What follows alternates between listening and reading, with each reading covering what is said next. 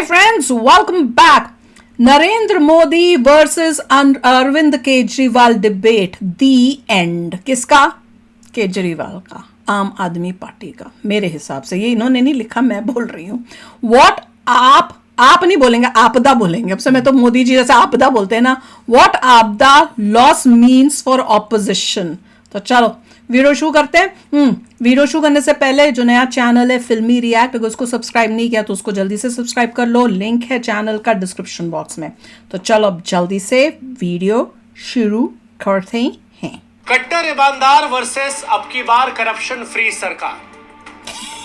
12 साल पहले दिल्ली में सत्ताधारी यूपीए सरकार के घोटालों के खिलाफ ईमानदारी का मंत्र लेकर दिल्ली की राजनीति केंद्र बिंदु में दो नेता आए थे, नरेंद्र मोदी, अरविंद केजरीवाल। लेकिन 12 साल बाद यह सवाल उठ रहा है कि ईमानदारी की सियासत की उम्र और केजरीवाल वर्सेस मोदी की तुलना क्या 12 साल ही रही सनम? क्या दिल्ली से शुरू हुई लड़ाई ईमानदारी का उल्टा नाम केजरीवाल? ओ क्या स्लोगन होता। मैं बीजेपी इलेक्शन के टाइम में मोदी जी को यूज करना चाहिए था। या फिर केजरीवाल की हार, इसका फैसला आप ही कीजिए। लेकिन इस जीत से एक बात जो तय है वो ये कि आपकी हार के बाद अब केजरीवाल की तुलना नरेंद्र मोदी से खत्म हो जाएगी। कौन तुलना करता था?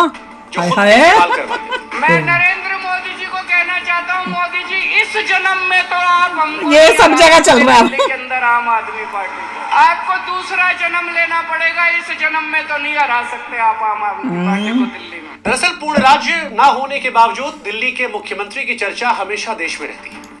वही मुझे इससे याद आया, मैंने कमेंट में भी पढ़ा था। वो केजरीवाल ने बोला नहीं था कि आप हमारे साथ हो, या कुछ जब जेल जूल जा रहा था तो आपने हमारा साथ देना है, जेल से भी हम लड़ेंगे अगर आपके साथ, आपका साथ होगा, ये कुछ। और उसके बाद जनता ने उसको हरा के दिखा दिया, भैया तेरा साथ नहीं है। तो इसने कुछ बड़ा बड़ा कुछ बोला था। वो क्या बड़ी सी दिखाई थी कि लोग जो है मेरे साथ हैं क्योंकि मैं बड़ा सच्चा हूं, फलाना ठमकाना, और प्रूव हो जाएगा उससे कि जब मैं जीतूंगा कि भैया मैं सच्चा हूं। अब तू हारा है तो उस अब प्रूव, तू बता अब क्यों नहीं वो बात को बोलता। वो क्या बोला था, बड़ा मजेदार था। कमेंट सेक्शन में लिखना अगर आपको याद है। मैंने वो पढ़ के मैंने कहा बात तो वो है, मुझे याद है उसने ऐसा बोला था। अरविंद केजरीवाल ने जब पंजाब को फतेह किया था और गोवा से लेकर उत्तराखंड, हरियाणा में जब कांग्रेस को जबरदस्त डेंट दिया था, तो देश के कई राजनीतिक पंडितों ने अरविंद केजरीवाल को नरेंद्र मोदी का सबसे बड़ा कॉम्पिटिटर कहा था। दिल्ली के मालिक हम हैं। राजनीति की समझ रखने वाले लोग मौजूदा परिस्थितियों में अरविंद केजरीवाल बंदे का दिमाग तो नंबर से खराब हो गया। पावर आते बहुत बड़े नेता के तौर पर उभर आते और बीजेपी मोदी के सामने संभवतः देश में सबसे बड़ा चैलेंज बन जाते। ओ मुझे तो शुरू से बंदा गड़बड़ लगता था। खूबी यही है कि सियासत अगर मगर से ऊपर उठकर वास्तविकता पर आधारित है, और वास्तविकता यह है कि मोदी ने प्रत्याशी के तौर पर अपने जीवन काल में कभी कोई चुनाव नहीं हारा। तो दिल्ली में न सिर्फ आपकी हार हुई बल्कि केजरीवाल की हार ने आपकी जड़ पर मानो सीधे प्रहार कर दिया। अरविंद केजरीवाल ने दिल्ली की सीट पर कभी शीला दीक्षित को हराकर मुख्यमंत्री बने थे, हजारों वोट से 2 बार जीते थे। लेकिन पिछली बार जितने वोट से जीते थे, अब की बार उससे केवल 4000 वोट ज्यादा मिले। केजरीवाल के साथी और शिक्षा का मॉडल देने वाले मनीष सिसोदिया, जिनका गुणगान केजरीवाल पूरे देश में करते थे, उन सिसोदिया की सीट बदलने के बावजूद किस्मत नहीं बदली। इतना अच्छा एजुकेशन दे रहा था वो। एक और नाम, जिनके हेल्थ मॉडल को केजरीवाल इंडिया में नंबर 1 बताया करते थे, जिनके जेल जाने पर उन्हें भगत सिंह से तुलना कर दी गई थी, वो सत्येंद्र जैन भी अपना चुनाव नहीं बचा पाए। केजरीवाल और उनके साथियों के भ्रष्टाचार में जेल जाने के बाद मंत्रिमंडल में जो भी नेता है, उनमें जैसे तैसे आतिशी बस अपनी सीट बचा पाई, क्योंकि बड़े बड़े नाम जैसे कि सौरभ भारद्वाज जो केजरीवाल के करीबियों में थे, वो भी संजय सिंह भी था इनका शायद। वो बता रहे थे कि वो राज्यसभा में इमेज चुस्त। लेकिन इस चुनाव में ऐसा लगा कि दोनों का भरोसा जनता ने नहीं किया। उधर दूसरी तरफ जिस मोदी से केजरीवाल की तुलना हो रही थी, उस मोदी की अगुवाई में कौन पागल तुलना कर रहे थे। सरकार बना रही। 2024 के लोकसभा चुनावों में कहां राजा भोज और कहां गंगू तेली, फिर हरियाणा और अब दिल्ली में बीजेपी की सरकार है। इससे पहले भी मोदी ने हरियाणा, महाराष्ट्र, अरुणाचल प्रदेश, असम, त्रिपुरा, ओडिशा जैसे 6 राज्यों में इतिहास में पहली बार बीजेपी का मुख्यमंत्री बनवाया था। मोदी राज के 10 साल में 65 राज्यों में विधानसभा चुनाव हुए, जिसमें 28 में बीजेपी जीती, 40 चुनावों में एनडीए जीता। ऐसे में क्या यहां से अरविंद केजरीवाल और मोदी की तुलना अब बेईमानी होगी? क्योंकि अरविंद केजरीवाल जहां जब दिल्ली बोलते से हैं ना शुरू हुए तुलना, थे, मुझे वहीं बड़ी दिल्ली में irritation वो होती है। हारे। कोई और comparison अरविंद नहीं है केजरीवाल के दोनों। दिल्ली हारने से हार केवल दिल्ली तक सीमित नहीं एक रहेगी। छोटा सा दिल्ली का लीडर था, कर्मा फिल्म का अरे डायलॉग लीडर, राजनीति की आज की बंदा। रिलीज हुई ब्लॉकबस्टर में फिट करके देखिए there's no comparison। और थोड़ा मॉडिफाई करके कि इस हार की गूंज लंबे समय तक सुनाई पड़ने वाली है, क्योंकि जिन 26 सीटों पर आम आदमी पार्टी 3 बार जीत कर आई थी, उनमें से 16 सीटें ऐसी हैं जो केजरीवाल के किले के तौर पर थी और अब वो ढह गई है। अच्छा, जो केजरीवाल कांग्रेस के वोट बैंक पर झाड़ू मारकर दिल्ली से लेकर पंजाब, गोवा से लेकर गुजरात तक विस्तार की योजना उसी पर झाड़ू काम कर रहे ने- थे। उसी झाड़ू उन्हें से इनकार पंजाब हुआ। में पार्टी सरकार बचाने की चुनौती होगी। पंजाब में चुनाव भले ही 2027 में है, लेकिन सेनापति जब अपने ही मैदान में खुद सियासी वीरगति को प्राप्त हो जाए तो सैनिकों में भगदड़ मचने का वीरगति नहीं, इतिहास पुराना रहा। भगोड़ा। सवाल इसीलिए कि क्या केजरीवाल बहुत की ही इंसल्ट दिल्ली वाली की बात है, खुद ही अब हार गया पंजाब पर और भी असर नहीं तो। डालेगी? क्या पंजाब के किले को केजरीवाल बचा कुकर्म पाएंगे? सामने या फिर आए हैं। भ्रष्टाचार के खुद ही आरोप हारना। में अगर जेल जाना पड़ा तो दिल्ली तो गई, पंजाब भी हाथ में नहीं होगा।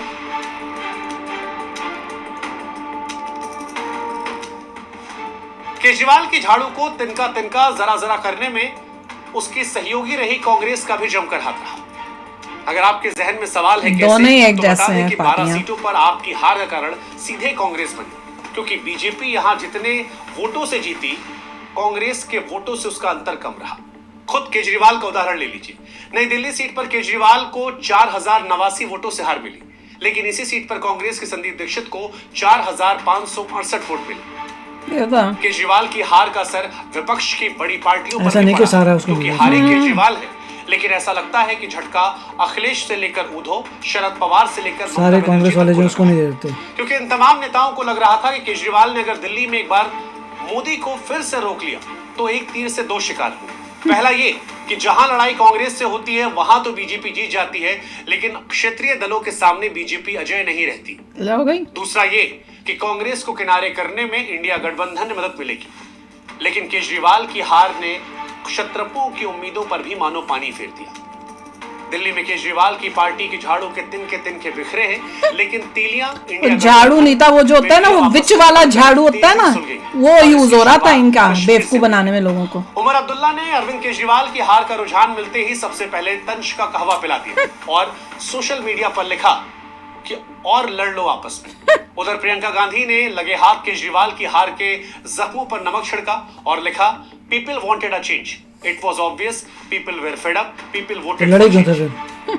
हालांकि दिल्ली की जनता बड़ी अलग है। दिल्ली की जनता ने एक बार फिर बता दिया है कि जब भी चुनावी पत्ते फेंटे जाते हैं तो सबसे पहले मुख्यमंत्री के दावेदारों की कुर्सियां छीनी जाती है। साल 1998 में तत्कालीन मुख्यमंत्री सुषमा स्वराज जब हारी थी तब सत्ता शीला दीक्षित को मिली थी। 2013 में दिल्ली में तत्कालीन मुख्यमंत्री शीला दीक्षित हारी, कुर्सी केजरीवाल को मिली और 2025 में आम आदमी पार्टी के साथ केजरीवाल भी हार गए, सत्ता बीजेपी के पास पहुंची है। केजरीवाल के साथी रहे अन्ना हजारे से लेकर स्वाति मालीवाल, आशुतोष कुमार विश्वास आज वो गाना गा सकते हैं, अपनी तो जैसे तैसे चाहे ऐसे अवैसे कट जाएगी, आपदा क्या होगा जनाबे आली। इनकी भी कटने नहीं ये सब भी चोर कटिए हैं, वही। एक नंबर के। स्वाति मालीवाल से लेकर कुमार विश्वास तक आम आदमी पार्टी की हार को केजरीवाल के अहंकार की हार बता। अब इनको स्वाति कोशिश मालीवाल है कि के आप कहते हैं कि बीजेपी में अहंकार घुस जाए कभी जी, नहीं बचा। कुमार अब वहां पे विश्वास कहते हैं कि चापलूसियां शुरू अहंकार कर दी हैं। ईश्वर का भोजन है। केजरीवाल के गुरु अन्ना हजारे भी कहते हैं कि पैसे, शराब और अहंकार में केजरीवाल फंस गए थे। कौन कितना सही आप तय कीजिए, लेकिन दिल्ली के नतीजों ने मानो एक बार फिर से साबित कर दिया कि राजनीति में विनम्रता ही जीत की पूंजी है। अहंकार सियासत में पतन का सबसे बड़ा कारण होता है, क्योंकि जनता के सेवक से लेकर खुद को जनता के मालिक कहने वाली सोच पर एक बार फिर जनता ने हार की मुहर लगाकर मानो पूरे देश में यह सख्त संदेश दिया हो कि लोकतंत्र में नेता आते जाते रहते हैं, मालिक जनता जनार्दन ही हमेशा रहती है। जनता ने दिखा दिया कब तक बेवकूफ बनाओगे। जब पाप का घड़ा भर जाता है फिर यही होता है। अच्छा, दूसरी इंपॉर्टेंट बात ये थी कि जो मुस्लिम इलाके हैं जहाँ पे मुस्लिम मेजॉरिटी है, वहाँ पे भी कई जगहों पर जो है बीजेपी के हिंदू कैंडिडेट्स जीते हैं। अच्छा, तो कई लोग उसमें ये कह रहे थे कि मुस्लिम्स ने भी धर्म ना देख के दिया है, पर एक्चुअली में हुआ ये है कि वहाँ पे जो कांग्रेस और ये कौन सी है, आपदा पार्टी, आप वाली पार्टी जो अब आपदा बन गई थी, तो वो दोनों ने क्या किया था कि वहां पे क्योंकि मुस्लिम मेजोरिटी है तो उन्होंने मुस्लिम दोनों ने कैंडिडेट्स खड़े कर दिए। बीजेपी ने अपना हिंदू कैंडिडेट खड़ा किया। अब मेजोरिटी थी मुस्लिम जनता की, तो मुस्लिम जो कर रहे थे वोट, अब 2 मुस्लिम कैंडिडेट्स हैं तो उनकी वोट जो थे वो बट गए, कुछ चले गए आम आदमी पार्टी के कैंडिडेट को, कुछ चले गए कांग्रेस को।